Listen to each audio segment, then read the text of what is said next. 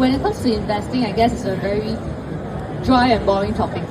So especially for those who don't have business, finance, economics background, it will be even worse for you to really get started and dip your toes into it. So that's a real challenge that people face. So that's why when we do our content, we try and make it in a way where it's simple to understand and digest.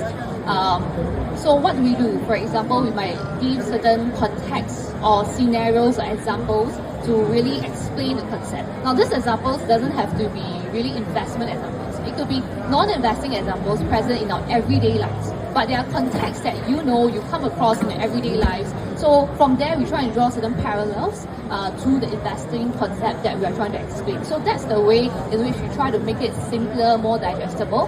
And over the years, we are also heartened to actually receive quite positive feedback from our community, from our followers who shared that they really are able to understand all those investing concepts, even though they don't come from business or finance background. So that's something that we have been trying to achieve over the years. Aside from that, what we really want to focus on is to make sure our information is credible, right? Because it is not just to entertain people online. You create videos not just to entertain people, but really is to help them in the investing journey. So being credible is important. So how does this credibility come from? One very important aspect is the accuracy of the information that we present. So we make sure that we don't just mimic another YouTuber or another content creator on the information, or just simply present a mainstream information that you can come across anywhere on any platforms. But rather it's really done based on statistics. It's supported by statistics, facts, financial numbers, charts, and all the analysis, so that it's accurate. Aside from accuracy, we also make sure to put in transparency as well. So we want to show our community what we say, how we actually do it. So in other words, we want to walk the talk.